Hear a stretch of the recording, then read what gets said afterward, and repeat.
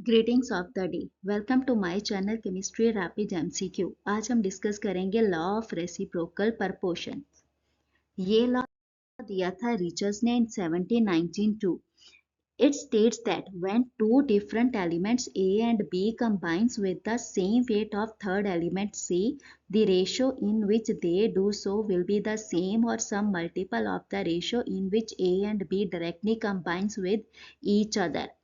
Meaning क्या है इसका? सपोज दो एलिमेंट्स हैं, sulphur is element A and oxygen is element B. ये दोनों कंबाइन कर रहे हैं हाइड्रोजन के साथ, ठीक है। तो थर्ड एलिमेंट क्या हो गया आपका? सी। तो इन दो डिफरेंट कंपाउंड्स में element A sulphur and B element oxygen अगर फिक्स्ड वेट हाइड्रोजन के साथ कंबाइन कर रहे हैं, तो जिस भी रेशो में ये हाइड्रोजन के साथ कंबाइन कर रहे हैं, अगर ये डायरेक्टली एक दूसरे के साथ कंबाइन करेंगे तब भी रेशो क्या होगी? या तो सेम होगी या फिर मल्टीपल होगा जिस रेशो में ये अदर एलिमेंट थर्ड के साथ कंबाइन कर रहे हैं। आइए इसे समझते हैं एग्जाम्पल के साथ। यहाँ इस एग्जाम्पल में तीन केस दिए हैं, A B and C. First case में क्या गिवन है? कंपाउंड फास्फोरस क्लोराइड PCl3, ठीक है, जिसमें आपको गिवन है रेशियो फास्फोरस 22.57, क्लोरीन 77.43%, ठीक है। तो आप कह सकते हो इस कंपाउंड में फास्फोरस कितना? 22.57 grams of phosphorus combining with the 77.43 grams of chlorine, ठीक है। ये आपका फर्स्ट केस है। सेकेंड केस आपको क्या गिवन है? कंपाउंड गिवन है फॉस्फेन। फॉस्फेन का क्या फॉर्मूला होता है? PH3। फॉस्फेन में फास्फोरस कितना है? 91.18 और हाइड्रोजन कितना है? 8.82। तो आप यहाँ पे कह सकते हैं फास्फोरस के केस में 91.18 gram of phosphorus is combining with 8.82 grams of hydrogen in phosphine।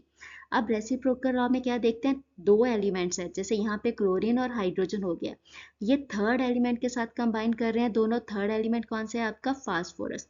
और इस थर्ड एलिमेंट के अमाउंट को आपने क्या करना है? फिक्स करना है, मीन्स इसको आपने सेम बनाना है, ठीक है। तो 91.18 में अगर इतना है तो 22.57 में कितना होगा? ये आपने काउंट करना है, ठीक है। 91.18 में अगर प्रेजेंट है 8.82 ग्राम्स हाइड्रोजन के साथ कंबाइन कर रहा है, ठीक है, इस कंपाउंड में, तो 1 ग्राम कितने के साथ करेगा? 8.82 डिवाइडेड बाय 91.18 ग्राम्स हाइड्रोजन के साथ, ठीक है। तो अब आपने अमाउंट को क्या करना है? फास्फोरस के फिक्स करना है, तो आपने कैलकुलेट कर देना है 22.57 ग्राम फास्फोरस कितने हाइड्रोजन के साथ कंबाइन करेगी, ठीक है। तो आपने लिख देना 8.82 divided by 91.18 into 22.57 grams of hydrogen. तो इसको कैलकुलेट करके आपको वैल्यू मिलेगी 2.18 ग्राम्स ऑफ हाइड्रोजन, ठीक है। अब आपने यहाँ से क्या निकालना है? रेशियो निकालनी है।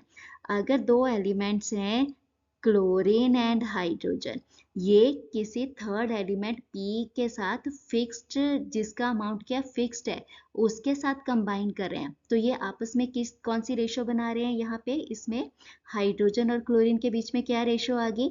हाइड्रोजन का अमाउंट आपने कैलकुलेट किया, फिक्स प्रपोर्शन 22.57 फास्फोरस के साथ कितना कंबाइन कर रहा है?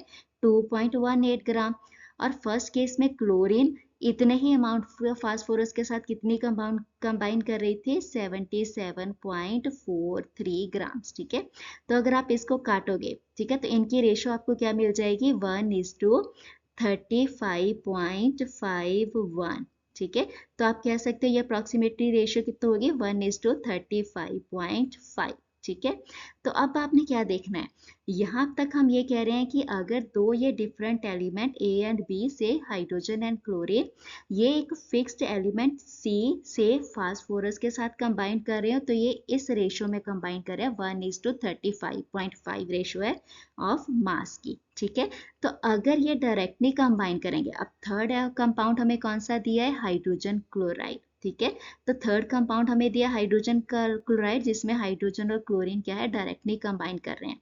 अब यहाँ पे ये किस रेशो में कंबाइन कर रहे हैं, आपने ये निकालना है। हाइड्रोजन की परसेंटेज गिवन है यहाँ पे 2.74% और क्लोरीन की कितनी गिवन है, 97.26%। ठीक है। तो अब इनमें क्या रेशो आ जाएगी, आप इसको कैंसिल आउट करोगे तो आपके पास वैल्यू आ जाएगी करके 1:35.49। ठीक है। तो आप इसको भी कह सकते हो अप्रोक्सीमेटली कितनी है, 1:35.5। यही है लॉ ऑफ रेसिप्रोकल प्रपोर्शन।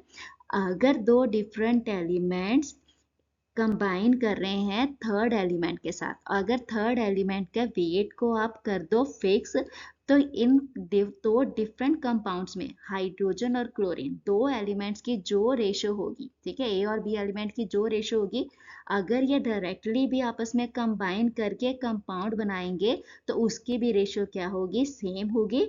या तो सेम होती है या फिर इसके मल्टीपल में होती है। ठीक है। तो इस एग्जाम्पल में क्या थी, सेम ही थी।